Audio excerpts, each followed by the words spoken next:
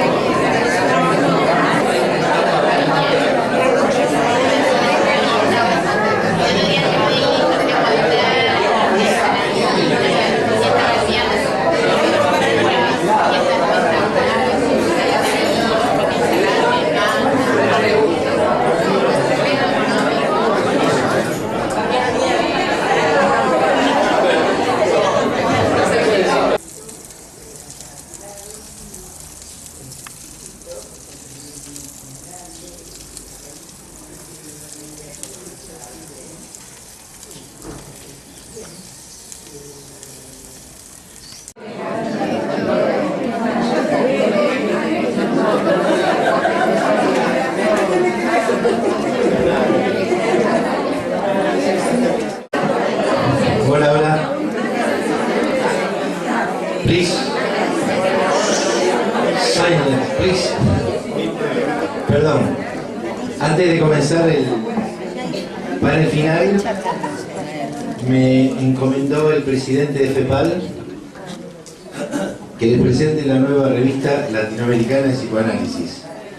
Esta revista salió regularmente y ahora se van a editar anualmente 2 o 3 números los que se puedan. Está muy bien hecha y necesitamos suscriptores para que pueda seguir publicándose, porque si no, FEPAL no tiene plata. Así que el que le interese, tenemos nada más que 2 números, van a llegar más, o pueden entrar en la página de FEPAL para ver el índice, para no perder mucho tiempo acá, y suscribirse. Calibán se llama, el nombre no es lindo, pero la revista es buena. Gracias. Bueno, vamos a dar comienzo al panel final del 16 simposio. ¿Por qué el método terapéutico psicoanalítico en el siglo XXI?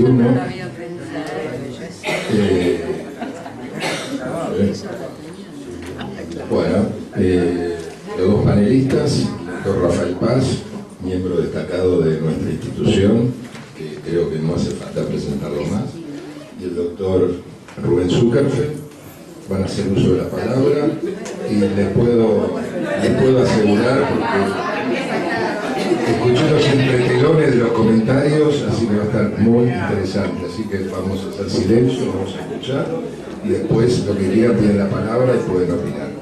Así que vamos a empezar con el doctor Zuckerfeld. Bueno,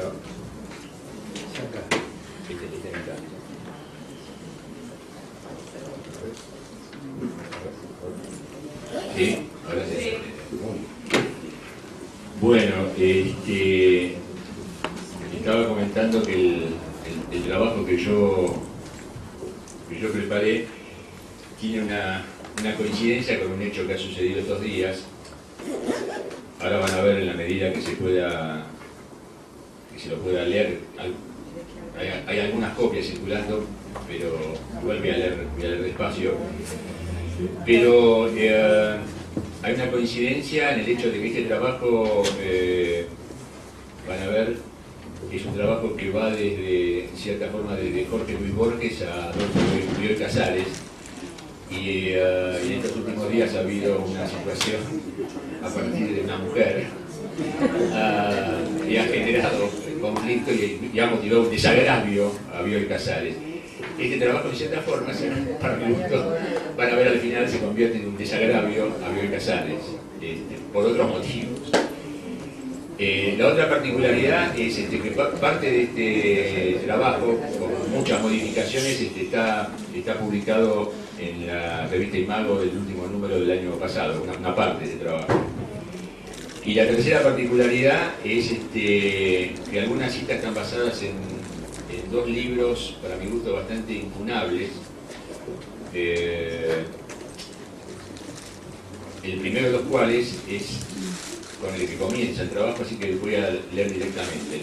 El título es El método psicoanalítico en el siglo XXI, inutilidad esencial o magia modesta. Y en la cita inicial está tomada de un libro escrito por Sartre,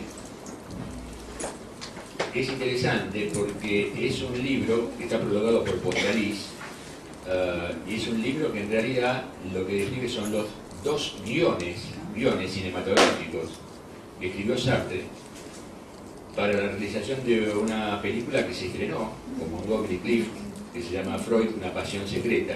Es interesante que los títulos sobre psicoanálisis se llamen Métodos peligrosos y pasiones secretas. Esa película, que es de John Huston, es interesante. Sartre escribe el guión y después, como Huston hace modificaciones en el guión, renuncia a figurar en los créditos.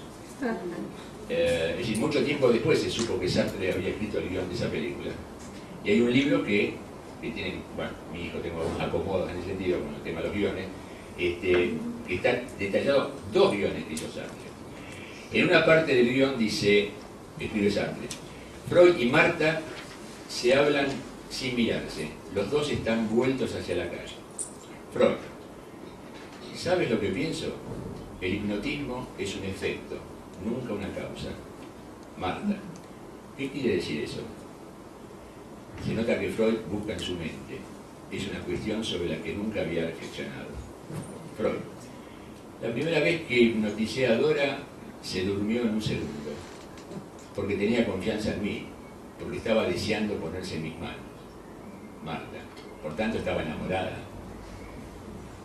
Freud se echa a reír, una risita seca y sin alegría.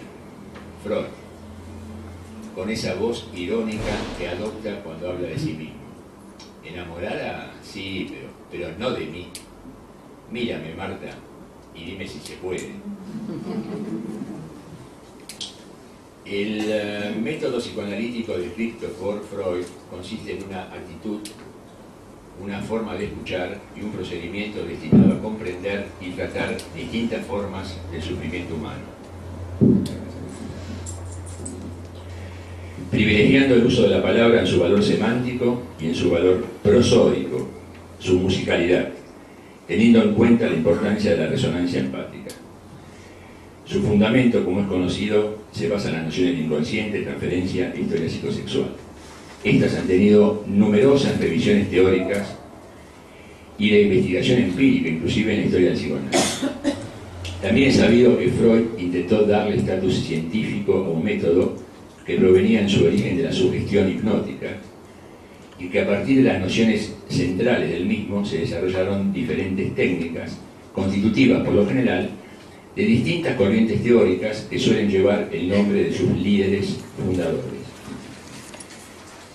Estos liderazgos muchas veces tendieron a autodefinirse como los verdaderos guardianes del método y calificaron a las otras corrientes de pensamiento como desviaciones o diluciones del mismo.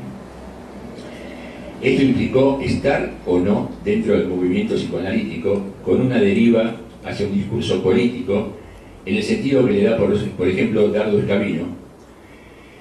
Este historiador y crítico literario analiza la gramática de los discursos de los políticos del siglo XX y señala que estas narraciones establecen siempre una distinción entre enemigos y amigos, entre defensores del statu quo e insurgentes, y que más allá del contenido o de las intenciones del narrador, el discurso político siempre sigue la secuencia de denuncia, exhortación y promesa. En el psicoanálisis de fines del siglo XX, la existencia del pluralismo permitió que se superara la tendencia inicial a separar a réprobos de elegidos, pero derivó en cierta fragmentación teórica, teñida algunas veces de la secuencia citada, motorizada por los mecanismos idealizantes de calificatorios. Entiendo el método psicoanalítico como un discurso de cierta ambigüedad, pero con intención científica, cuya secuencia es pregunta, investigación y acción clínica, siendo esta última singular y propia de un vínculo particular en un contexto determinado. Implica siempre un especial tipo de escucha y de actitud para generar la posibilidad de construir un campo de trabajo en transferencia. Por otra parte, es importante señalar, y aquí radica su complejidad, que allí se produce, igual que en el discurso político, un efecto sugestivo inherente al uso de la palabra y la circulación de los ideales. El problema es entonces conocer hasta dónde los psicoanalistas y las instituciones pueden transformar denuncias descalificatorias en preguntas, exhortaciones en investigación y promesas afiliatorias en acciones terapéuticas. En otras palabras, la cuestión político-científica que se plantea, a mi modo de ver, es que la supervivencia y el desarrollo del método psicoanalítico en el siglo XXI va a depender de lo que los analistas y las instituciones psicoanalíticas prefieran hacer frente a los enormes cambios culturales de las últimas décadas del siglo XX y la primera década del siglo XXI.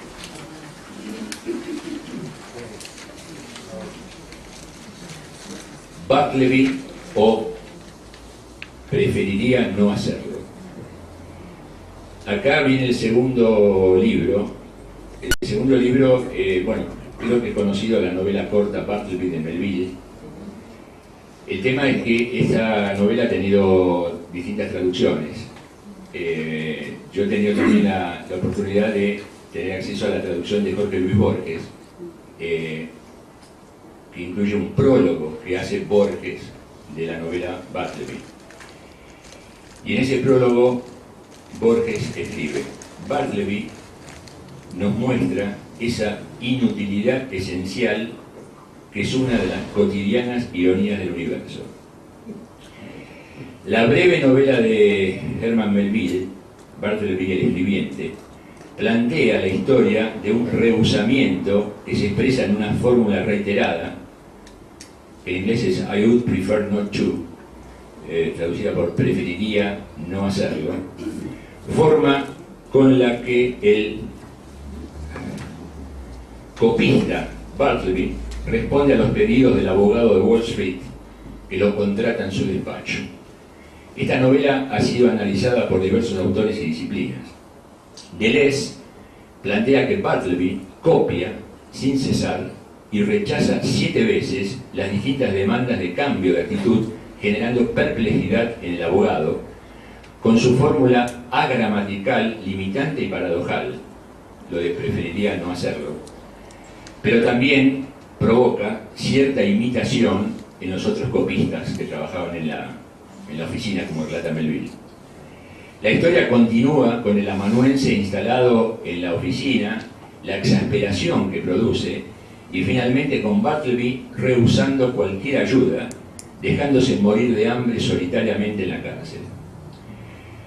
Hay en esta historia un primer momento de subversión, de cambio en las reglas de copiar maquinalmente, pero luego ese inicio transformador de las prácticas rutinarias deviene en una rutina entre necia y extraña, con un profundo aislamiento y deterioro final.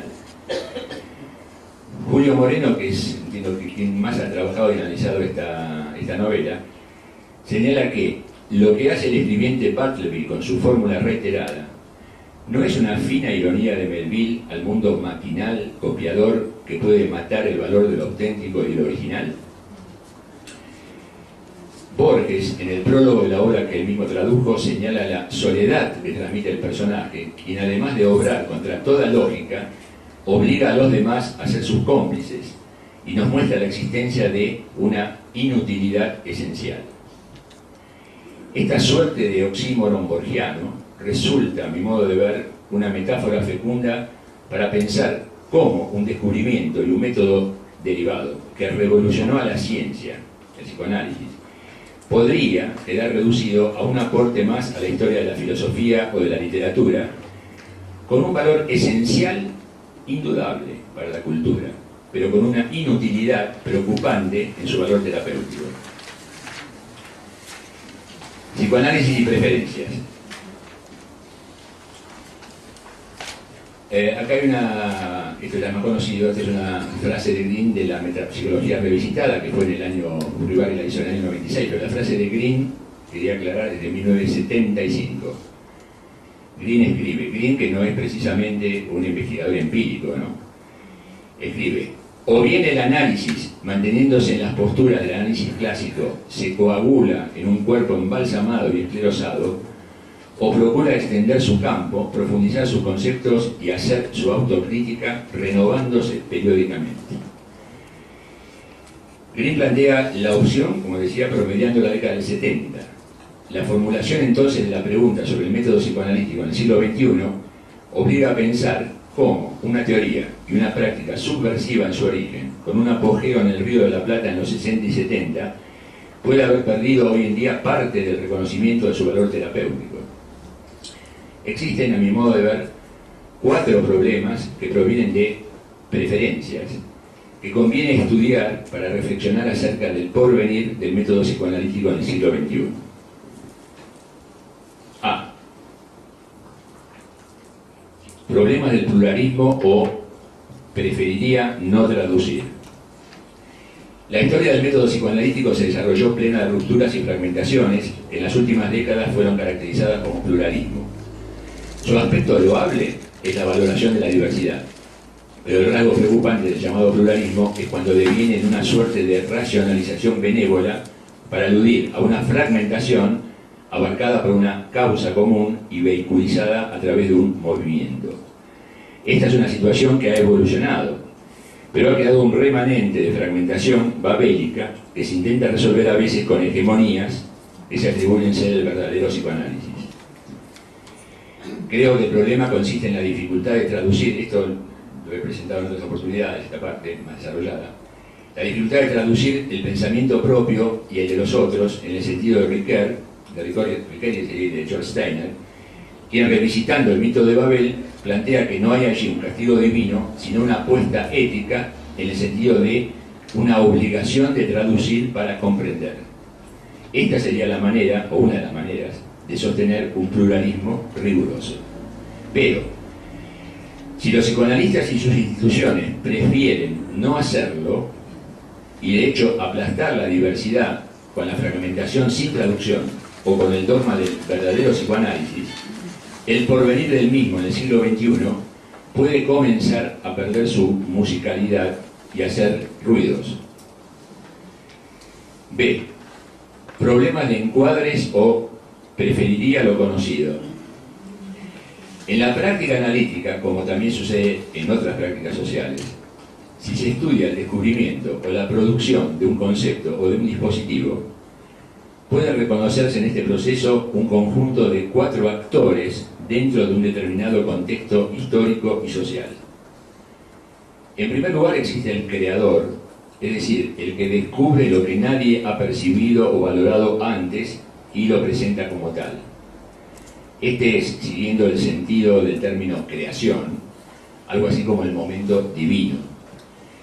Pero a este momento le sigue, teniendo en cuenta la clásica secuencia, contexto de descubrimiento, justificación, el segundo actor, que es el investigador, es decir, el que tiene el antipático papel de poner a prueba, corroborar o refutar. Este es el momento científico. Al que le sigue en el campo de la salud el tercer actor, el clínico, que se ocupa de la aplicación de lo nuevo en lo que sería el momento tecnológico o el contexto de aplicación. Recién aquí aparece el cuarto actor, el paciente, es decir, el usuario de lo nuevo, que es el que evalúa sus efectos en el momento humano. En la historia del movimiento psicoanalítico, estos actores no estuvieron diferenciados desde el momento que Freud encarnó el lugar de los 3 primeros, o casi de los 4, si se incluye el autoanálisis. Pero hoy en día, si el psicoanálisis está incluido en el campo de la salud mental, el papel definitorio acerca del valor del método está dado por el paciente, es decir, por sus efectos clínicos. Esto significa darle valor a la clínica en sus propios méritos, como señalaba, ya hemos discutido esto con Pablo Jiménez, teniendo en cuenta que el método siempre implica algún tipo de encuadre y el desarrollo de un proceso en un campo dinámico. Estas condiciones para la puesta en acción del método implican legalidades distintas para su ejercicio. En este sentido, diferenciamos una legalidad normativa de una legalidad compartida. La primera es la clásica, donde la modalidad es impositiva, es decir, hay un saber que determina cómo se produciría la cura e implica el cumplimiento por parte del paciente de una serie de normas cuyo valor terapéutico conoce el analista que las aplica. Se trata, simplificadamente, que el paciente se adapte al método, siendo este sinónimo de una técnica estándar de aplicación casi universal. Lo que denominamos legalidad compartida implica un método basado en acuerdos societarios, de contrato y setting renovables, en la medida que están subyacentes las nociones de campo analítico y de co-creación. Aquí la noción de singularidad se constituye en el epítome de la clínica psicoanalítica, incluyendo la creencia en el valor del lazo social como suplencia y como subversión del determinismo lineal. Pero si los analistas y sus instituciones prefieren lo conocido en lugar de aquello a conocer en cada vínculo nuevo, el porvenir del método psicoanalítico se torna aún más ruidoso. C. Problema de filiación o preferiría pertenecer. La filiación se define como el vínculo entre dos personas donde una es descendiente de la otra, sea por un hecho natural o por un acto jurídico. Constituye la condición por la cual un sujeto adquiere su identidad social a partir de ser parte de una transmisión de tipo patrilineal o matrilineal. Es una noción que en su uso alude al menos a tres cuestiones. A. Lazo de parentesco entre padres e hijos. B. Datos personales identificatorios de un individuo. C. Hecho de ser seguidor de un partido o una doctrina determinada. Es interesante observar que el parentesco implica las distintas vicisitudes objetales y modalidades identificatorias propias del desarrollo y constitución subjetiva, con sus semejanzas, pero fundamentalmente con sus diferencias identitarias. Pero la filiación en el sentido C, es decir, el hecho de ser seguidor de un partido o doctrina determinada, define una identidad por pertenencia, es decir, predominantemente por semejanza. De modo que es distinto definir lo identificatorio de un individuo desde la primera acepción que hacerlo desde la tercera, que posee una connotación narcisista descrita claramente por Freud en la constitución de las llamadas masas artificiales. Este triple sentido adquiere un especial valor dentro de la institución psicoanalítica, pues el término remite a la forma particular de la formación psicoanalítica, que tiene como condición el análisis del analista, las supervisiones y los seminarios. Esta estructura es la que facilita su comparación con la de familias con vínculos de parentesco, donde se generan fuertes lazos afectivos, tanto en sus aspectos positivos como negativos. Así que existen padres, madres y hermanos analíticos con sus diversas influencias en las lecturas y valoraciones de tal o cual autor que, debido a las particularidades transferenciales de la formación, pueden devenir en idealizaciones o descalificaciones de determinadas personas y o sus ideas.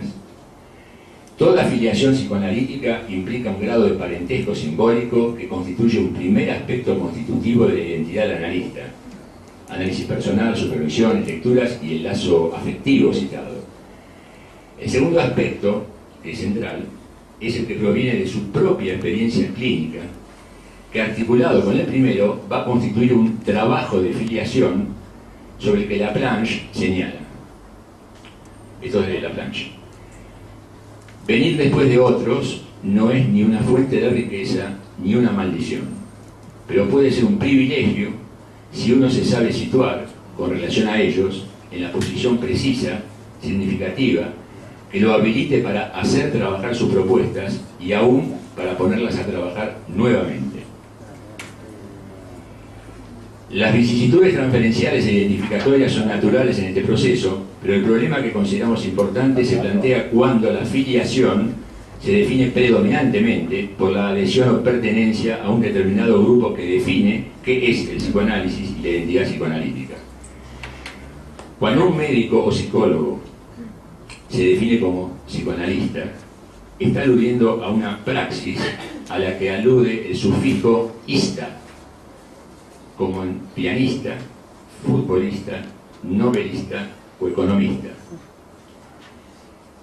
Sin embargo, como es sabido, muchos analistas e instituciones agregan un nombre propio en su definición identitaria, semejante a los gentilicios, cuyo sufijo principal es ano, que se define como perteneciente o relativo a, y seguidor o partidario de. Aquí es donde se produce lo que consideramos una sufijación identitaria fuerte, pues es diferente el sufijo que representa un oficio o profesión, es decir, una praxis determinada, que el que alude a una pertenencia o adhesión ad hominem, que suele ser a las teorías que un autor ha desarrollado. De este modo planteamos aquí que existirían dos grandes tipos de filiaciones y, por supuesto, situaciones intermedias y mixturadas entre ambas, una que es la que llamamos de ser psicoanalista a secas y otra la de denotar una pertenencia discipular. Es entonces necesario advertir que si para el ejercicio del método psicoanalítico se prefiere prioritariamente y ante todo la pertenencia filiatoria más que la praxis filiatoria, el porvenir del mismo puede hacer aún más ruido. D. Problema de la interdisciplina o preferiría no investigar. La formación en los institutos psicoanalíticos se supone que está destinada a entrenar a los analistas para responder a lo que la clínica les plantea, y para ello es necesario desarrollar otras convicciones, además de la existencia del inconsciente. Es sabido que para la actividad asistencial se necesita aquella convicción, claro, que se obtendría en principio del propio análisis, pero también a partir de encontrar relación satisfactoria entre lo propuesto por el método y la actividad clínica real. Ricardo Bernardi señala que tal vez uno de los cambios más sutiles pero penetrantes que están teniendo lugar en el psicoanálisis actual es que la teoría está abandonando su preocupación por lo que el psicoanálisis debe ser para investigar y describir cómo realmente es. Y lo que realmente es sucede en los consultorios y en las instituciones asistenciales. Es aquí donde se plantea un punto crucial cuando lo que se hace está muy lejos de lo que dicen los textos que debería hacerse. Es sabido que hoy en día un analista se encuentra con demandas y procesos que son producto de traumas sociales, crisis globales, nuevas formas cibernéticas de comunicación, diversidades sexuales, neoparentalidades y en general de las nuevas formas de presentación clínica. ¿Qué grado de orientación o seguridad otorgan los textos psicoanalíticos clásicos para la comprensión de estas condiciones epocales y la del futuro próximo? Es sabido que el propio análisis, la experiencia clínica, las supervisiones, las lecturas y los intercambios generan convicciones que se recrean permanentemente. Pero los desafíos de las nuevas tecnologías, cambios de valores, demandas muy variadas y avances de las ciencias ponen en crisis periódicamente lo que los analistas hacemos, ¿no? Es decir, que no basta con afirmar que lo que se hace es en esencia psicoanalítico y por lo tanto es terapéuticamente útil. Aquí es necesaria la investigación sistemática, con sus reglas y limitaciones, y con la posibilidad de dialogar con otras disciplinas y encontrar otras miradas a los problemas que se plantean. No se trata de una búsqueda obsesivo-positivista de nitidez inmaculada, sino de tolerar cierta ambigüedad, pero a la vez intentar disminuirla para evitar su deriva en confusión o, lo que es más problemático, en escondrijo del poder. Se trata en realidad de sostener una actitud científica que significa sencillamente un pensamiento crítico en un campo particularmente complejo. Pero si los psicoanalistas y sus instituciones prefieren no hacerlo y funcionar con certezas autovalidadas o que provienen de la palabra de algún maestro, el porvenir del psicoanálisis, creo, generará un ruido muy fuerte que probablemente termine en un silencio frustrante. Reflexiones finales sobre una magia modesta. Y acá viene una parte del cuento corto de Bioy Casares que citaba al principio, que se titula justamente Una magia modesta, del año 57. En ese cuento Bioy relata con bastante humor lo siguiente. Mi hermano Pedro es mujeriego. Yo milito en las brigadas pro moralidad y familia. Él se considera un mago. Un día apareció con una cabrita blanca y lo vi con la cabrita en brazos. Me aseguró que su cabra no era un animal, sino una persona, una señorita hecha y derecha. Me dije que tenía que velar por la salud mental de mi hermano y lo encontré sentado al borde de la cama abrazando a una señorita que por las facciones de su rostro recordaba una cabra.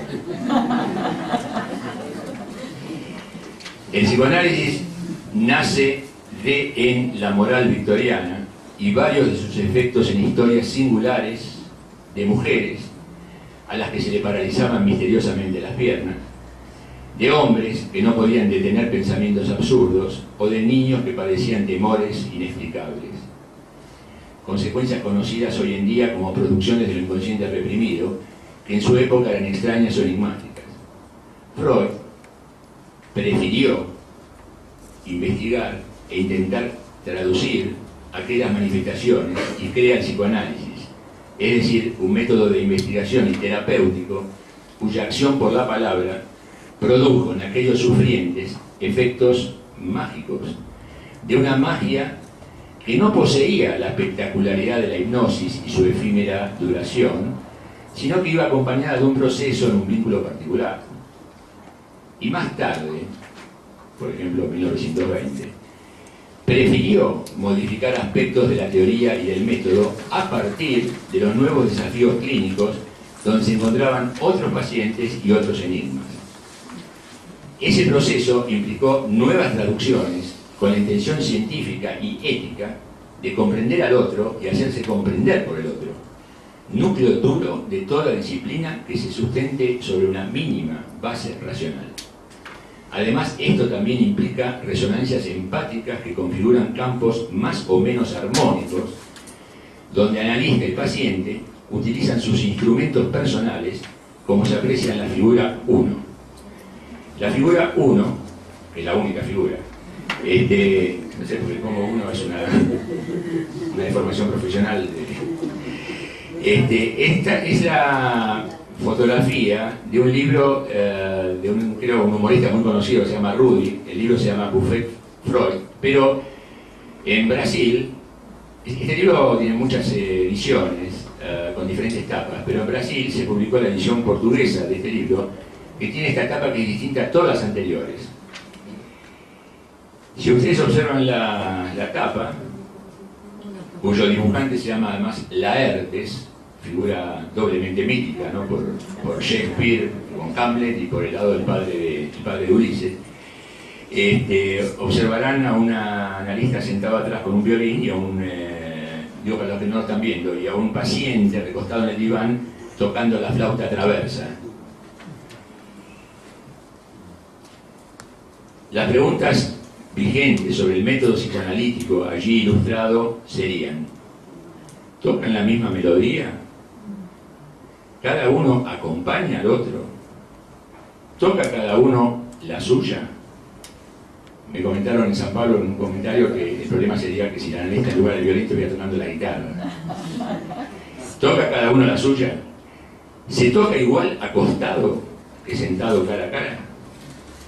Estas son preguntas sobre aspectos del método que es bueno investigar. Por otra parte, si no se investigan, no hay producción de conocimiento, sino repeticiones más o menos sofisticadas, y el psicoanálisis no debería quedar en manos de amanuenses, como Bartleby, investidos de poder de definir y conducir su práctica. Necesita de esa combinación particular de poesía y ciencia que entiendo como magia modesta. Magia, porque implica creatividad y transformación por fuera de cierta racionalidad. Modestia, porque requiere trabajo y hacerse inteligible.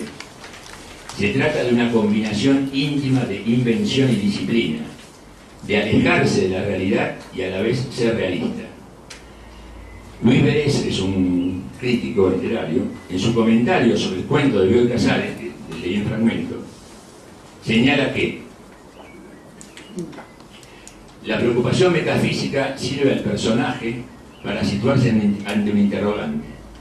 Lo fantástico sitúa a los personajes frente a cuestionamientos que sirven para demostrar sus personalidades. Bioy nos descubre el absurdo de la vida cotidiana mediante una ruptura de la ley causal de la acción y el mimetismo de la realidad. Y a su vez, una técnica realista que sucumbe ante lo inverosímil nos sume en un estado de inquietud que suena a magia. El psicoanálisis se ha ocupado constantemente de los absurdos de la vida cotidiana y hoy en día se debe ocupar de interrogantes epocales diferentes a los de la era victoriana y a los de las posguerras europeas. Si se prefiere ensimismarse en sus esencias, corre el riesgo de autoinutilizarse. Si prefiere la modestia de nutrirse y nutrir a otras disciplinas, puede construir otro ciclo de desarrollos. Se trata entonces de elegir entre la patética tenacidad mortífera de Bartleby y su inutilidad esencial, o la erótica convicción del mago Pedro que transformaba modestamente cabras en señoritas. Bueno, gracias.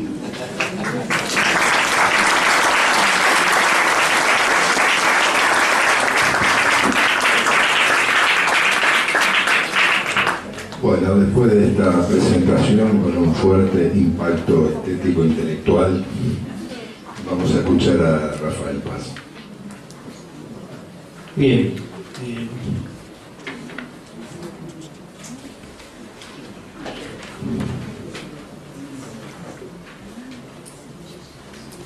Gracias, Rubén, por la exposición tuya que da pie para hacer una serie de consideraciones, pero mientras él concluía, quizás llevado por esa cuestión del impacto estético que decía, yo pensaba en la playa,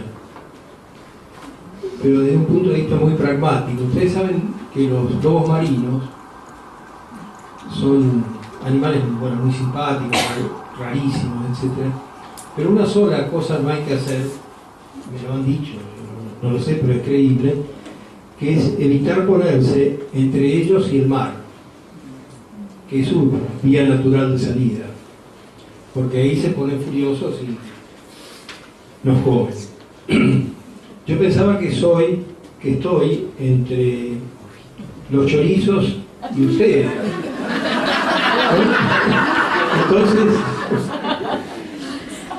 mi tarea es de gran complejidad.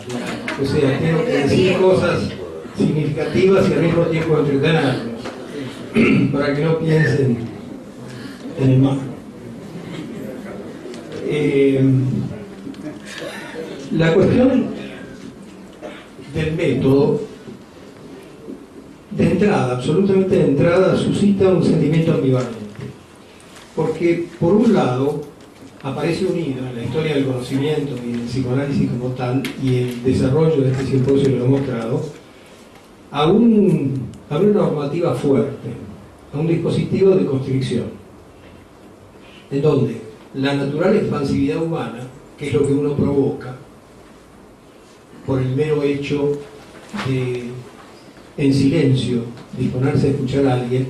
Hay una experiencia que yo siempre he mencionado al respecto y que en una oportunidad alguien la realizó y la confirmó, es muy elemental, muy obvia. Yo siempre digo, y puede ocurrir acá entre nosotros, que si cualquiera de nosotros, elegido al azar, está bien que somos especialistas en la materia, pero en cualquier auditorio, se dirige a una habitación y en privado se acuesta en un diván y la otra persona, aunque los dos sean legos, se sitúa detrás y la persona que está delante empieza a hablar, se genera inmediatamente una situación de extraordinaria densidad, de gran tensión y que suele terminar mal como juego, porque se produce una posibilitación de manifestación increíble que tiene que ser contenida de algún modo. En general, esos juegos se interrumpen. Ese es el núcleo originario del método psicoanalítico. Y a esto va otra tesis que yo creo que conviene pensar con parsimonia. A saber, que los sucesivos pasos de constitución del método, desde la hipnosis en adelante, perduran en el método psicoanalítico desarrollado. Por ahora, convencionalmente, vamos a manejarnos con la idea del método psicoanalítico desarrollado, el que practicó Freud, el que sirve de inspiración y de crítica desde ese momento en más. La sugestión está. La posición reclinada, hoy se mencionaba en uno de los grupos, perdura. Los estados mentales segundos buscados con objeto de producir el alivio de síntomas a través de la sugestión está en un sentido amplísimo, es decir, se denomina regresión, con variabilidad oniroide. En algunos casos, considerando eso, de acuerdo a la tolerancia del analista y a factores de escuela que lo informan en su escucha y en su recibir las manifestaciones del analizando, en inquietante o en favoreciente. Si eso se materializa de una manera gestual expansiva, podemos tener en el seno de la propia sesión manifestaciones de tipo psicodramático. Si el psicoanalista tiene suficiente training para el asunto, no se va a asustar y va a dar cabida a esa escenificación oníricamente originada de escenificación en acto en material.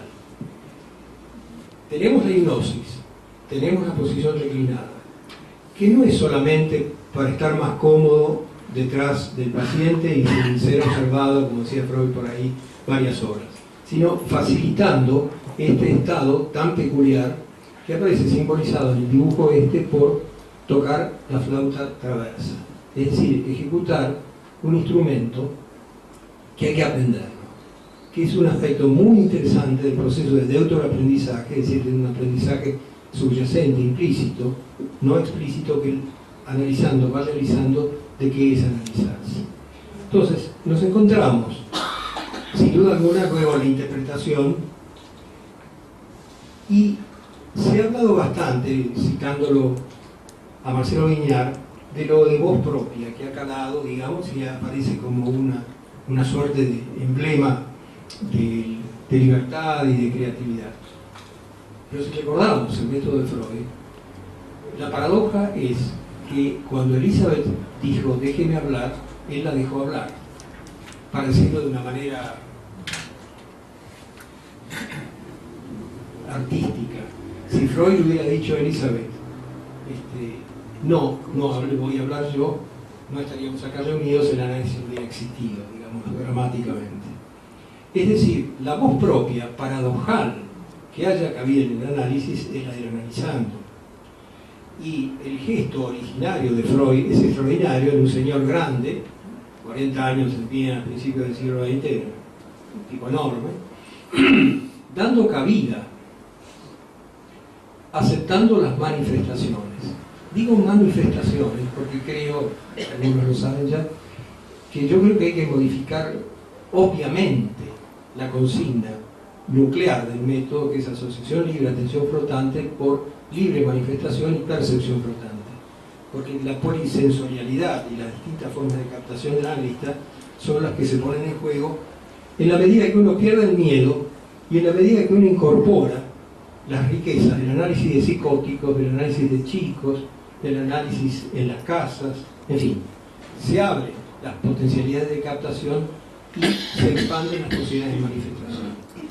Déjenme hablar, doctor Freud es el símbolo entonces de una voz propia que se potencia por regresión. Y aquí viene una cuestión que atraviesa todo el desarrollo del método psicoanalítico. La idea de regresión, lo mismo que la idea de trauma, funcionan modélicamente como garantías de cientificidad en el origen del método. ¿Qué quiero decir con esto? Vamos al trauma. Si existe un trauma y la cuestión es la extracción del trauma y la segunda cuestión es el atravesamiento elaborativo de las resistencias para lograr extraer el trauma, hay cosas que son absolutamente congruentes con el pensamiento científico de la época. Si el trauma está enquistado y extraigo el trauma a través de ese trabajo con lo que se opone a la emergencia, por miedo, angustia, dolor, vergüenza, cesa la causa, cesa el efecto. Estoy en el pleno núcleo esencial y clásico de la ciencia de su tiempo. Es una tarea extractiva y de procesamiento de las dificultades, modelo arqueológico. Si en cambio empiezo a pensar, ya en Psicoterapia de la Histeria en 1895, que no hay un trauma, sino que hay una red de traumas y que hay una infiltración. La infiltración supone la complacencia del medio con lo extraño.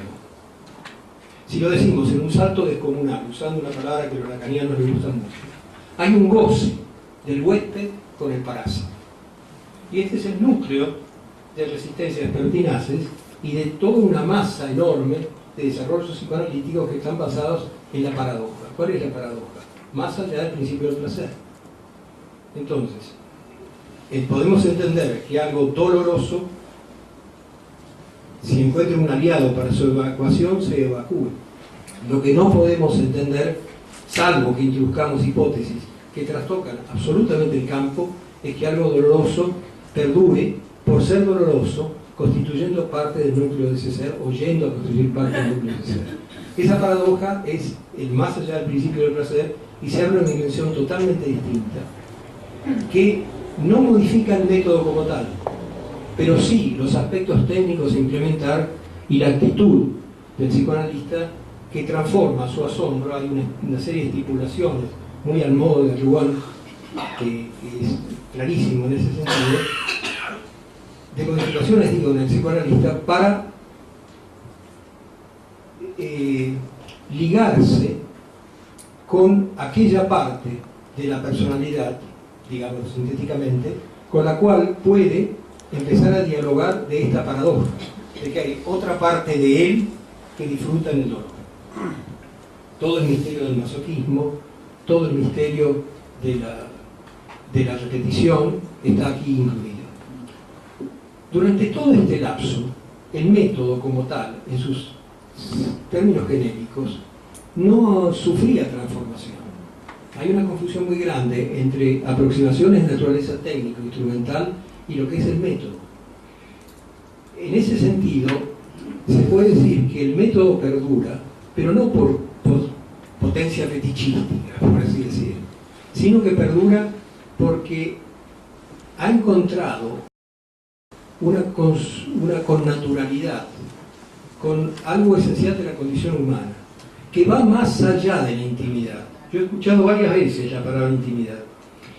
El psicoanálisis, por supuesto, requiere de intimidad, pero es una cosa de sentido común instrumental, digamos. Que si alguien viene a expandir su propio ser, lo haga en intimidad. Esto abre toda la cuestión de los medios, la distancia, etc. Puede haber intimidad psicoanalítica no corporal, estoy complicando el asunto.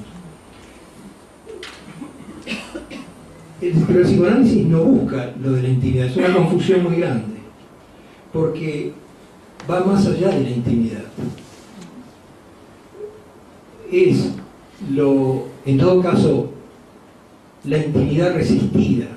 Si es intimidad resistida, es la intimidad con la cual el analizando no quiere tener intimidad. Si no existiera un dispositivo resistencial constitutivo del ser, entonces yo abro mi corazón al otro, lo cual es una actitud maravillosa, digamos, el otro me recibe si está en disponibilidad y hay una comunicación fluente. Pero sería una ingenuidad extraordinaria, porque supondría un vaciamiento de un ser y una ablación de toda estructura resistencial. No. Cuando me abro al otro, recién comienza la tarea. Recupero la tesis de que el psicoanálisis desarrollado conserva los pasos de su constitución. La catarsis es un momento esencial y perdurable en todo el transcurso del proceso analítico, del método psicoanalítico. Pero es una catarsis transformada, porque es una catarsis recibida por un observador muy ingenuo que sabe que no hay un vaciamiento. Si hay un vaciamiento catártico es sospechoso, hay una patología gravísima.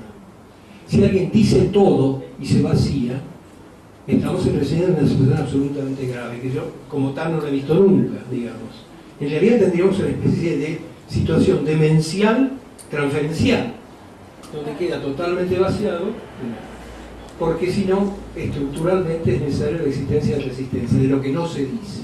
Entonces el psicoanálisis crea un espacio de intimidad, pero no se agota en la intimidad. La intimidad es un instrumento para atravesar las resistencias, si no sería todo muy fácil. Esto es muy importante frente a las desvirtuaciones, a los maquietismos, ¿no? Digamos, a las maquetas, a los como sí analíticos, en donde, bueno, corazones abiertos, son experiencias humanas extraordinarias o banales, depende cómo sea la vida. Pero yo diría, si algo definitorio hay es el trabajo sobre las resistencias, y es decir, el trabajo sobre las contrarresistencias. ¿Quiere decir esto que estamos trabajando como Freud? No. ¿Estamos trabajando desde Freud? Sí. ¿Saben quiénes me han tenido la paciencia de escucharme hace un tiempo? Que yo abogo por una epistemología discontinuista, que me parece el mejor homenaje a Freud y a otros. A saber, que existen cortes, existen rupturas en el modo de manejar las coordenadas teóricas. Por ejemplo, cuando Freud dice espejo, para referirse a la contratransferencia. Freud dice espejo. No dice ni siquiera espejito, espejito, como porque espejito, espejito, se me ocurre, como la bruja de Blancanieves. La madrastra de Blancanieves inicia un diálogo con un espejito que no es espejo, es un algo proto-cinematográfico, qué sé yo, como decía, o proto-computadora o proto-aparato, iPad, que le va a decir acerca de su belleza, se quiere la entera de cómo son las cosas. Cuando Freud dice espejo, es un señor científicamente formado que habla de la objetividad y tiene un correlato que es la cosa, das Ding. La cosa, lo que sí transforma a Freud, ¿cuál es la cosa? No es la célula, no es la neurona, es el trauma, por ejemplo. Pero el trauma cósico es eso que él va a extraer, eso que va a desentrañar a través de un trabajo sobre las resistencias y sobre las dificultades. ¿Y quién lo va a hacer? Alguien con objetividad. El modelo del espejo es un modelo nítidamente freudiano, nítidamente siglo XIX y muy útil, porque seguimos todos, creo, trabajando en proceso, acompañados de esa modelística lineal del trauma, pero sin creerla. Y esto es un punto sumamente delicado, porque hace al modo en que nos habitan las teorías. Que nos habiten teorías clásicas no quiere decir que seamos ni anacrónicos ni dogmáticos, sino que estamos habitados por una tradición, y enhorabuena que así sea. El sentido, estaba dicho en lo de Rubén de hace un rato, el sentido de una institución como la nuestra, una institución psicoanalítica, es tolerar, todos los que las integramos, estar habitados por distintas tradiciones que forman parte de nuestra configuración preconsciente, donde recogemos la fantasmatización inconsciente que nos suscita la corregresión transferencial. ¿Está claro? Son acompañantes que pueden ser parasitarios, pueden ser persecutorios, de naturaleza preconsciente en la medida que lo podemos recuperarlo, ¿no es cierto?, a través de un trabajo reflexivo, de supervisión, lo que fuere, que nos acompañan en la medida que recibimos lo que surge en nuestro inconsciente fantasmatizado a partir de un proceso de corregresión en el campo transferencial. Esta complejidad es post-freudiana. Por supuesto que podemos tomar citas de Freud que puedan ser útiles, pero no en una linealidad extractiva donde estaba de algún modo dicho el Freud, sino que en un campo teórico nuevo, en un dominio distinto, elaborado, donde ha habido muchos otros autores. Lo mío obviamente resuma todo el psicoanálisis post-kleiniano a Río de la Plata, los Garanger, teoría del campo, mi análisis personal con Jorge Montt, etcétera, etcétera. Podemos incluir en ese nuevo territorio conceptual y en esos estilos que se decantan a partir de allí y en esos instrumentos técnicos que podemos revalidar y convalidar y utilizar, elementos que vienen desde Freud, pero están operando en un campo post-freudiano, nítidamente post-freudiano. Y entonces no es necesario hacer forzaturas, porque si en medio de esto que estoy diciendo yo hago una cita de Freud, desde un punto de vista reverencial, formal, casi litúrgico, me salvo, digamos. Como decía Freud, ¿no es cierto?, cuando uno está delante de alguien hay que estar delante de alguien. Lo estoy inventando, por supuesto, ¿no? Entonces, claro, cuando uno está delante de alguien, está delante, y avalo eso. Es un recurso al verecundiam, un recurso a la autoridad, de naturaleza retórica, pero que no enriquece. Entonces, yo creo que este es un punto muy importante, vuelvo ahora a lo del método, que se basa en una epistemología discontinuista. Evocaba las discusiones con el querido Gregorio Klimovsky el otro día, vos lo evocabas, ¿no? Que diferencia nítidamente, y esto me parece útil para aceptarlo o para rechazarlo, entre lo que es punto de partida del desarrollo de un cuerpo de conocimiento y lo que es base de desarrollo. El punto de partida de todos nuestros trabajos es la obra freudiana y de los clásicos. La base de desarrollo de nuestros conocimientos puede ser, en Ricardo Avenburg, por ejemplo, siempre lo tomo por las orejas de diente coloradas, pero lo nombro porque él aboga explícitamente y en su trabajo concreto porque la base de desarrollo de su clínica actual es la obra de Freud. En cambio, la base de desarrollo de mi clínica no es literalmente la obra de Freud, sino una enorme transformación con acumulación otros recursos instrumentales que se originan y que revalorizan determinados recursos freudianos y otros los dejan de lado. Por ejemplo, el espejo. Se pueden lograr muchos otros. Lo que quiero es establecer ciertas marcaciones para, no hoy, pero para eventuales discusiones. Acá tengo algo escrito que lo voy a leer en homenaje al trabajo que me tomé. Pero antes quiero decir una cosa. Dos cosas. Uno, las catástrofes que ocurren en el mundo globalizado, la crisis del capitalismo y todo eso. Y que se acaban los pacientes y todo ese tipo de cuestiones. Ubiquémonos en lo siguiente. Por supuesto que hay una crisis desde ya, que es distinta a otras, por supuesto que sí. Pero nos olvidamos de que, ¿cómo se gestó el psicoanálisis? Bueno, sí, hubo en Europa una suerte de Belle Époque, pero la Primera Guerra Mundial, el confort que se desarrolla en los consultorios a partir del confort freudiano, y bien es porque se morían de frío. No había leña, no había carbón por la guerra, entonces ponían frazaditas. Entonces, no sé yo, pero hubiera sido una suerte, dicho en francés, una suerte de pajería en el grupo de los miércoles. ¿Le pongo o no le pongo una frazadita al paciente? Los tipos no puede asociar libremente, relajarse, si se está muriendo de frío. ¿Por qué se está muriendo de frío? No hay carbón, porque estamos en guerra. Y porque hay un hijo que está en el frente. No está, digamos, en Barcelona haciendo pintura. Está en el frente. Y los hijos, o parientes, amigos, o los propios psicoanalistas iban al frente a cumplir un servicio militar por el emperador. Ahí nace el psicoanálisis, digamos, en condiciones. Y la Segunda Guerra Mundial y el nazismo. Entonces, la idea de que nuestra crisis, esa idea comprensible y narcisista, es la peor, por lo menos me parece totalmente exagerada y carente de visión histórica. Digo esto no para disminuir las originalidades de cada una de las crisis, los derrumbes cualitativamente distintos que se pueden producir, pero que no existe experiencia analítica y además consistencia perdurable del psicoanálisis, precisamente como decían ayer varios, Ricardo lo señalaba, etcétera, como un componente de la cultura occidental malgré tout, es decir, a pesar de todo, ¿no es cierto? Por lo tanto, no es solamente por el heroísmo, está bien, de mucha gente, y la perdurabilidad y la consistencia, sino porque algo nos está diciendo respecto de la condición humana, que como bien se señalaba ayer, tiene una potencia cultural que va más allá de los recintos del consultorio.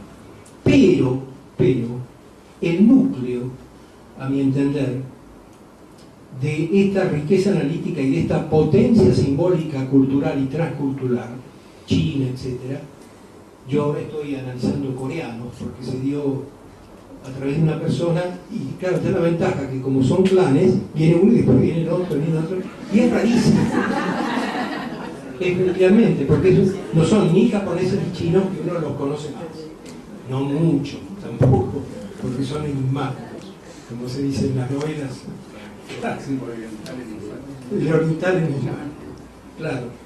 Pero lo notable, no sé, asocio libremente aquí con esta experiencia, es, y conmovedor para mí que tengo algunos años de psicoanalista, como que una persona venida absolutamente de otro lado, con un español precario, nos manejamos en español y en inglés por la precariedad de su español, de manera oscilante, al rato nomás, luego de vencida cierta prevención, donde él saca el tema de la dificultad por los prejuicios que aquí existen respecto de los orientales, y un episodio traumático en la cola de un avión, donde un chiquito de 5 años le decía, mira mamá, los chinos son chinos, y él tuvo un altercado con la madre, etcétera, etcétera.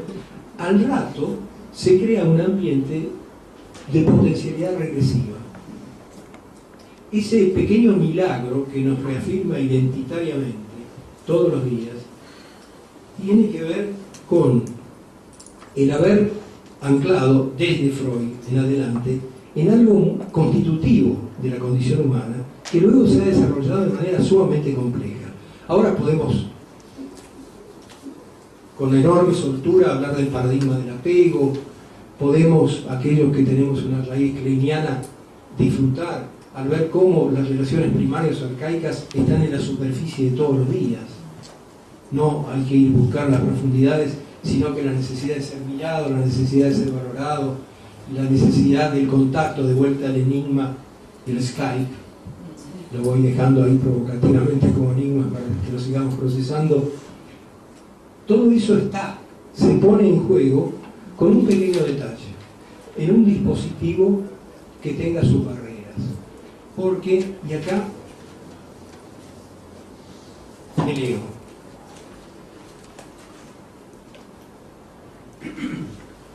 ¿Cuál es la constante? Preservación de un espacio relacional, de un campo, donde tenga lugar el ralentizamiento de lo frenético. Llamo frenético a lo que es frenético, todo lo que se ha hablado en términos de la aceleración del tiempo histórico y todo lo demás. Homólogo al espacio interior, donde el pensamiento se construye desde sus raíces fantasmáticas y en relaciones de objetos. Lo cual se liga a un compromiso de propender a nivel simbólico de explayamiento máximo. Es uno de los aspectos técnicos. Digamos, si uno no interrumpe el análisis por enojo o por erotismo, es por esto, nada más y nada menos, propender a nivel simbólico de explayamiento máximo. Porque si uno se pelea con el paciente o enamora al paciente, se corta el nivel simbólico de explayamiento máximo, así de sencillo. Y supone una prosecución modulada, pero incansable del inconsciente disociado y reprimido. Definí yo, hace años ya, psicoanálisis, ciencia de la experiencia del inconsciente. Ciencia de la experiencia del inconsciente. A través de una tarea de meta no explícita. La tarea de meta no explícita tiene en su fondo también lo unendlich, la interminabilidad. La interminabilidad no es solo una cuestión temporal, es una cuestión esencial en el sentido de abrir un espacio donde lo no finito de uno tenga cabida. Esa es la violencia intrínseca, y no estoy diciendo que no haya que adecuarse, que no haya que hacer lo posible. Ayer fue traído el tema a las sesiones de tiempo, a las sesiones predeterminadas. La violencia que uno desde una posición analítica y generando un cierto espacio protoanalítico siente con que tenemos, según la prepaga, 12 sesiones o 30 o lo que fuere, esa violencia que se puede tornar productiva como material, se puede tornar productiva como material si uno asume que uno potencialmente está lanzando un proceso interminable, pero que tiene que terminar determinado por una fuerza extrínseca. Ahí podemos empezar a trabajar, pero no negando eso, no haciendo como si eso no existiera, sino asumiendo de un punto de vista concretamente materialista la dificultad como cuestión, pero partiendo del admitir que él analizando y yo pensamos que en un encuentro de esta naturaleza habría necesidad de lo interminable. Después hay que terminarlo. Y el tercer punto es sosteniendo el postulado de excedencia, que es lo que le gusta, una de las cosas que yo digo que le gusta mucho a Francisco Cadí. Quizá es lo único mío que le gusta. Pero bueno. Por la excedencia. Ahí me voy a citar, por razón de brevedad. Cuando se logra la habilitación de espacios psíquicos cancelados, se incrementa el flujo de experiencias emocionales y de producciones imaginantes, las que pugnan por hallar realización y chocan con el orden previo de sentidos, poniendo en marcha un proceso en rigor exorbitante, puesto que por su propia índole excede lo que el método puede abarcar. Esta es la paradoja. De donde la permanente búsqueda de rigor teórico y precisión instrumental para contener lo convocado e intervenir con prudencia y eficacia. Es decir, convocamos a regresión y expansión. Esta es una novedad psicoanalítica. Las categorías de expansión, digamos, winnicottianas, verdadero self, etcétera, son categorías nuevas, nítidamente post-freudianas. Tienden a exceder. Entonces, estamos ante esta paradoja. Por eso, esto puede dar lugar o a la típica prudencia psicoanalítica, ¿no es cierto?, que es un rasgo nuestro, que puede tornarse en pusilanimidad, y eso es desagradable, ¿no? Una especie de amariconamiento psicoanalítico, no vaya a ser que... pero son formas de... son desviaciones de algo que es correcto en su base. Es una parsimonia y una prudencia al respecto. Sobre la 1:10 de la tarde, bueno. ¿El primer punto cuál era? De los tres que dije recién. Prosecución modulada pero incansable del inconsciente disociado y reprimido. Voy a concluir con lo siguiente. Respecto de las transformaciones de método. Hay una frase famosa de Marx que es muy interesante por los usos que ha tenido. Todos los sólidos se disuelven en el aire. Se disuelve en el aire. Pero a partir de esto se puede ir a un nihilismo radical. Ahí después terminar con una de Borges para darle, para rivalizar. Vamos a ver. Tengo otra de Borges guardada por acá. Yo voy a hacer después circular. Esto, digo, puede conducir a un nihilismo radical. Todos los sólidos se disuelven en el aire. Bueno, nos quedamos sentados. Todos los sólidos se disuelven en el aire. O actuamos sobre esa condición intrínsecamente temporal de la materia. Es decir, lo que hizo Marx, actuó en la historia, sabiendo que todos los sólidos se disuelven. Y entonces se crea una heurística paradojal, la heurística paradojal de la disolución, que es valorizar la construcción en la medida que estamos imbuidos del espíritu histórico que nos relativiza como sujetos y nos relativiza como clase. Es el gran problema de las clases históricas, que no se relativizan y se afincan desesperadamente a sus posesiones y sus valores, negando que en algún momento eso se va a disolver en el aire. Entonces, los modos por los cuales acompañamos las transformaciones pueden ser modos nihilistas o formaciones reactivas ante el nihilismo. Y entonces aparecen desesperaciones y escepticismos analíticos. ¿Está claro lo que estoy diciendo?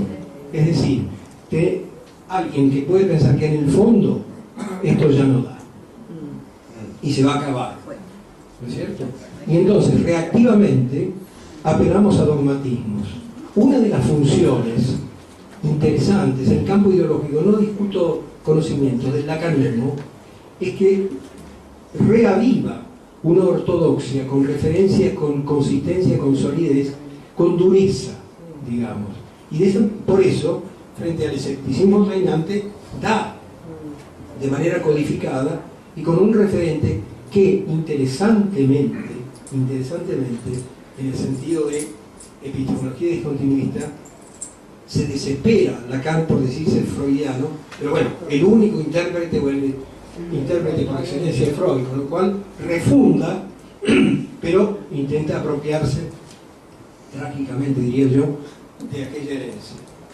Es decir, este elemento, que podríamos citar a Freud también acá en este caso para hablar del benévolo escepticismo, que podría ser un gran escepticismo en algunos momentos, pero como integrante, como constitutivo del campo clínico y del campo cultural en el cual el psicoanálisis. Si intentamos preservarlo a través de dogmáticas o a través de informaciones reactivas hipercredenciales, pero en el fondo pensamos que la cosa se derrumba, vamos mal. ¿Cuál es la única solución? ¿Cuál? Tomar agua. Tomar agua.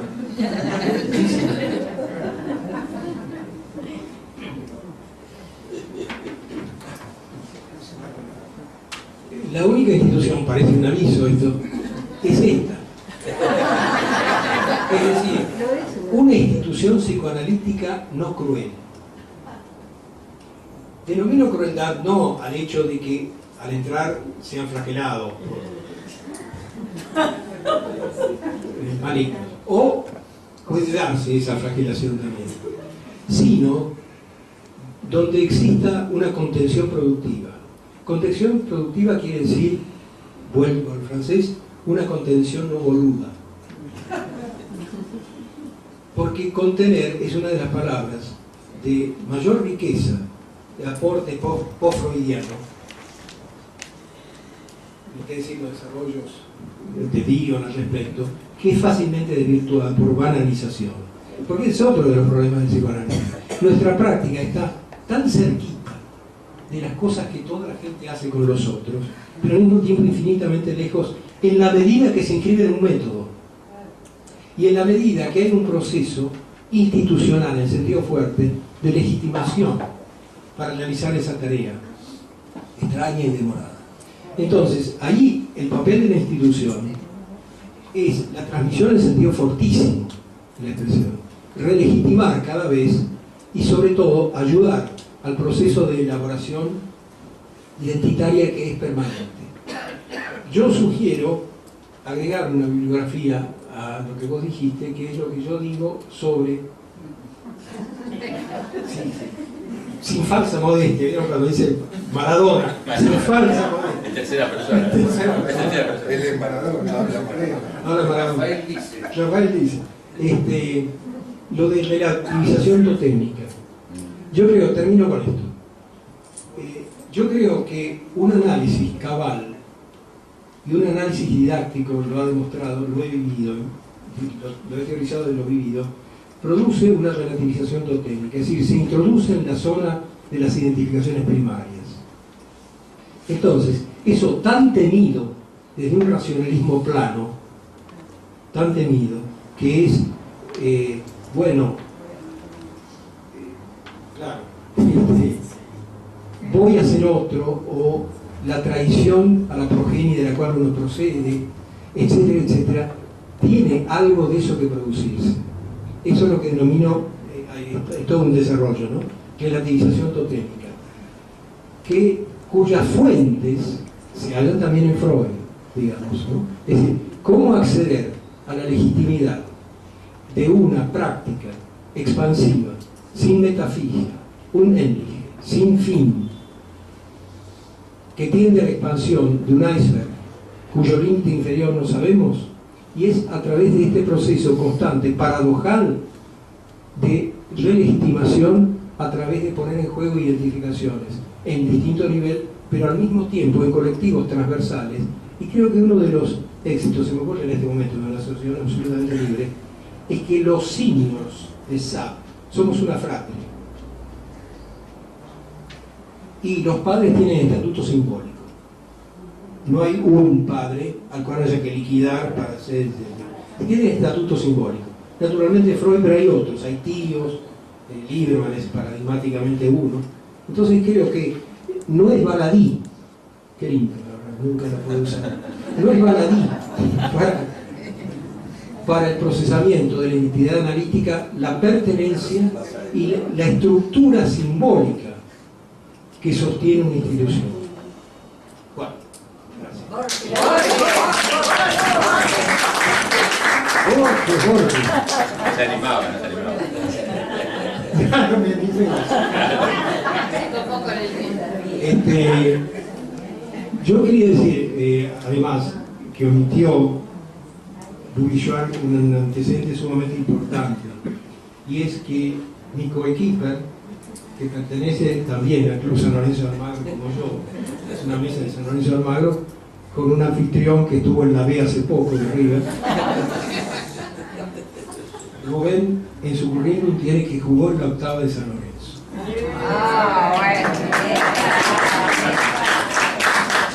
La cita de Borges para concluir. Borges dice una cosa realmente muy notable, que nos viene bien si le sacamos todo lo que puede potencialmente tener. Y es que dado que el universo es infinito, toda clasificación es imposible.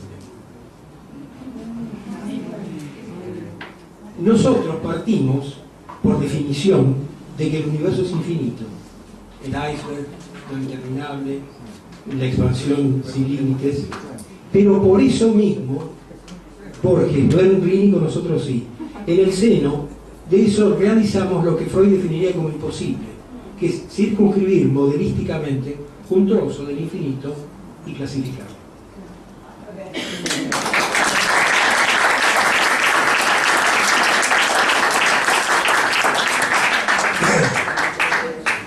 Ahora me veo ubicado en un rol un poquito particular, porque Rafael habló de cierta competencia. Le voy a recordar algo.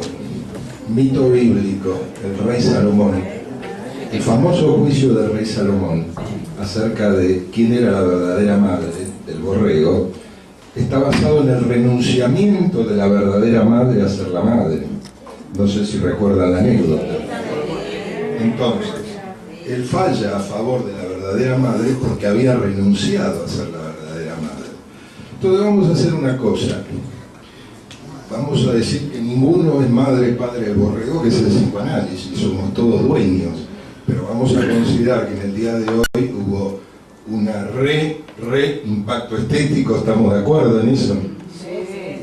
Muy bien. Ahora, no nos vamos a poner delante del impacto gastronómico para que no entren en antropofagia, pero vamos a dedicarle por lo menos unos minutos más a preguntas y comentarios. Así que, ¿qué quieren? Empiezo por felicitar realmente la sesión de hoy, fue lindísima. El impacto estético que decía señor Roberto me parece que se cumplió desde perspectivas distintas, estilos distintos, etc. Se cumplió muy bien. Y abrió un tema amplísimo, es absurdo intentar abarcar todo lo que se dijo. A mí se me ocurrió un comentario totalmente parcial, que me sugirió lo que decía Rafael respecto al espejo, comparando el espejo en general con el espejito de Blancanieves. Ningún espejo devuelve exactamente la imagen, por de pronto el espejo devuelve una imagen invertida, lo que era derecho es izquierdo, etcétera, etcétera, etcétera. Segundo, me parece hermosísima la metáfora del espejo en relación al narcisismo. Quería contarlo, voy a contar muy cortito, el cuento de Oscar Wilde sobre la muerte de Narciso. Es decir, que cuando Narciso muere, todo el bosque lo llora. Y el viejo río que pasa por allí, que no entiende nada, dice, pero ¿por qué llora? Porque se murió Narciso. Narciso, dice el río. ¿Quién era Narciso? Era ese bello joven que gustaba de inclinarse sobre ti para verse reflejado en tus aguas. Ese era Narciso, dice el río, se pone a llorar él. Entonces todos están extrañados por un viejo egoísta que no se conectaba con nadie. ¿Pero por qué lloras? Dice, porque cuando Narciso se inclinaba sobre mí, me gustaba verme reflejado en sus ojos. Bellísimo, ¿no? Segunda cosa que quería decir, de la palabra del intimar, de algo así como el sentido antitético de la voz definitiva que decía Freud. Yo intimo con alguien cuando estoy muy cerca de ese alguien, pero yo intimo a alguien que haga las cosas de una cierta manera, lo obligo, que parecería sentido absolutamente contrario al hacerse más cercano. Y por otro lado, con una muy pequeña diferencia silábica, de intimar paso a intimidad, donde asusto, donde obligo, ¿no? Pero con una concepción muy agresiva, digamos, absolutamente distinta a lo del intimar. Y yo creo que esto forma parte del substratum de todo lo que se ha venido hablando, es decir, de que cada devolución del espejo, que cada situación de ida y vuelta, implica inevitablemente modificaciones. ¿Cómo era que había dicho Marx de que los sólidos se disuelven en el aire? También dijo que ninguna clase social se suicida, ¿no es cierto? Que también es un poco esa ida y vuelta de que hemos visto esta mañana y que me pareció muy creativa. Gracias. Este simposio tiene algo que me parece que, a mí me parece que quiero resaltar, que es la utilidad. Además de todo lo que ha pasado acá, además de los trabajos de distinto tipo que hubo y del impacto estético y de todo lo demás, a mí me ha resultado sumamente útil. Además de todo, digo, sumamente útil hasta para la política institucional, acá estoy hablando como presidente, hasta para la política institucional me ha resultado sumamente útil, y creo que he guardado apuntes para utilizarlos durante los tiempos que vienen. Así que muchísimas gracias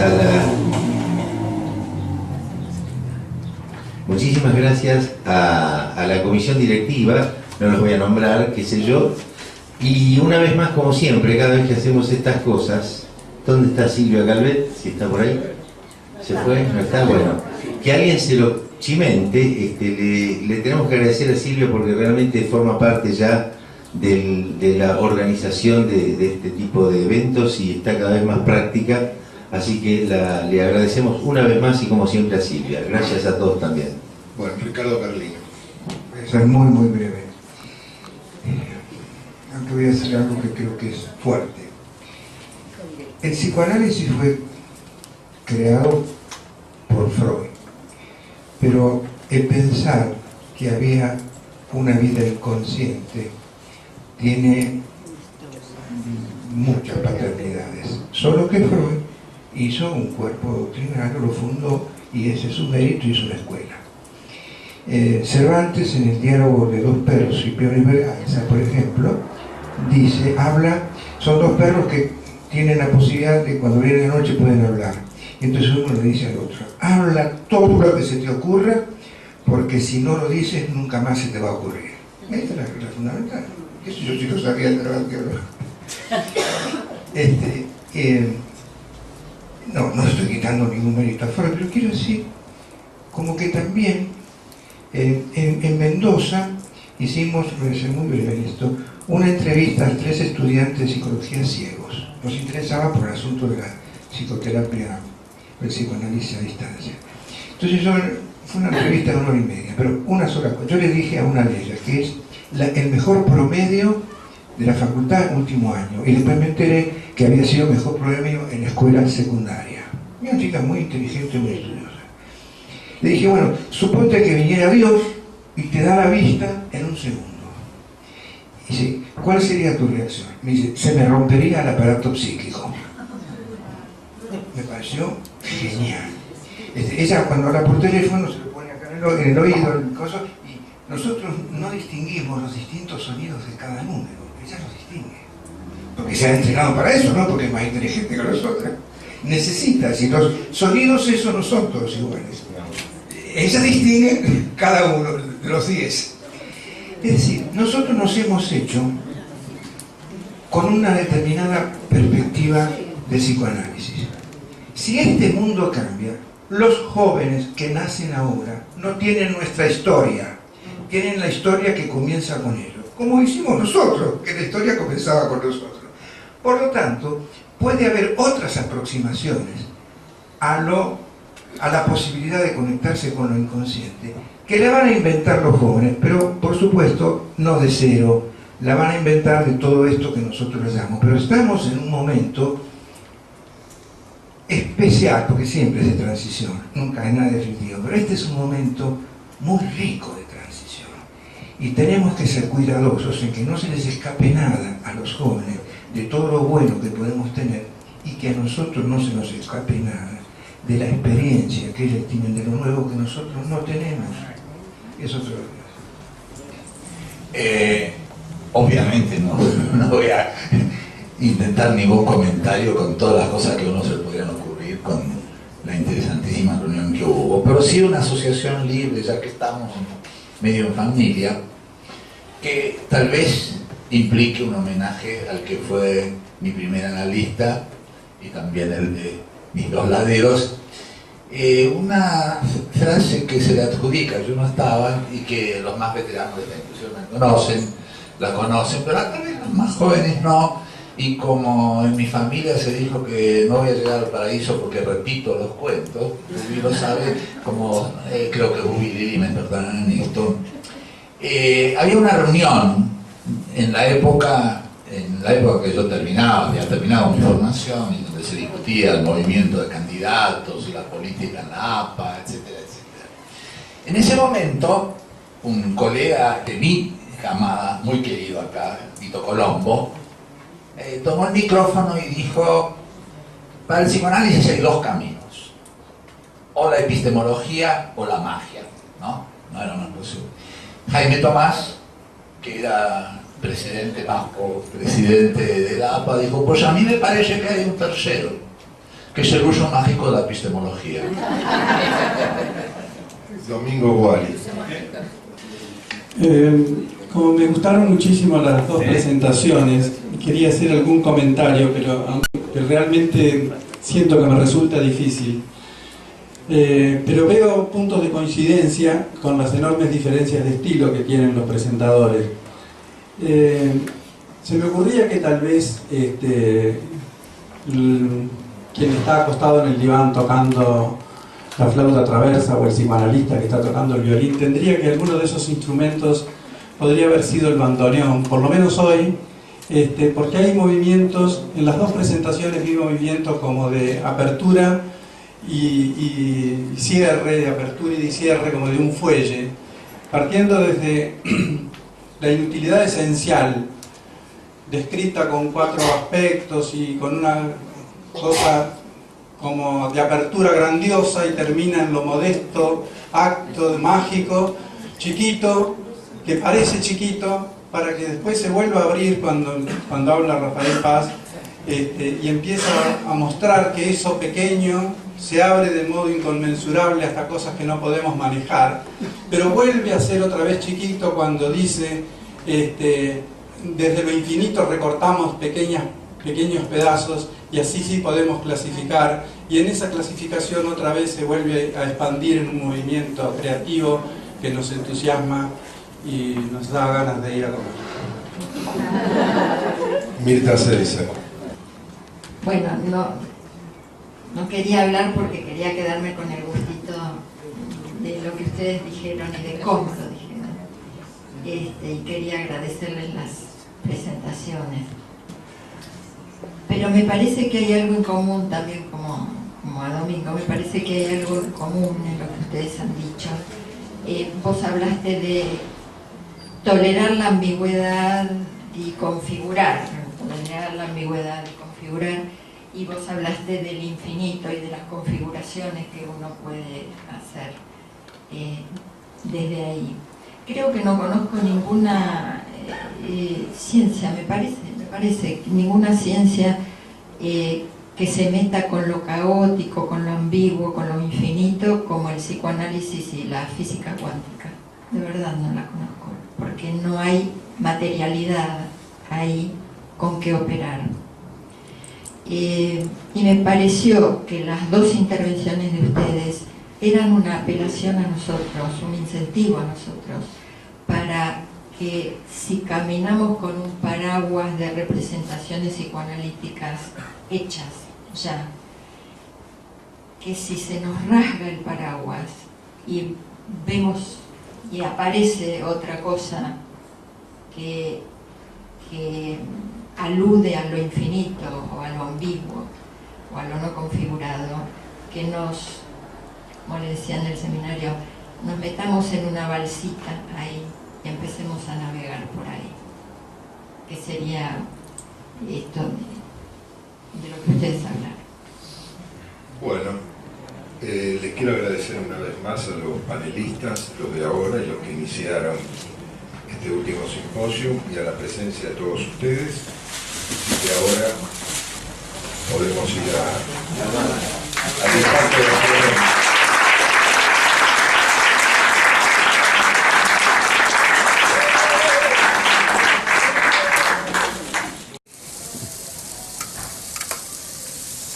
Esa parrilla que se pasa de luz.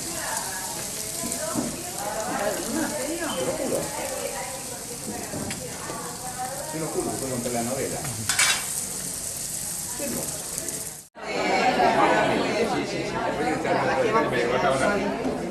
Estaba Lolitana antes.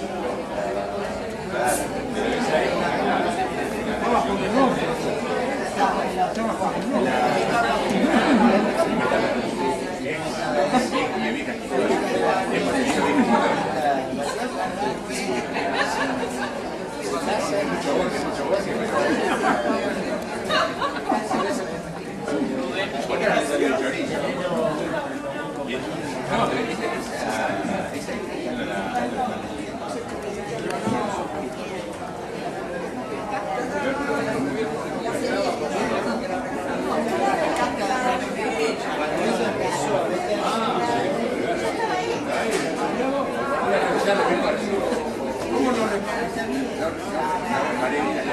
En esa época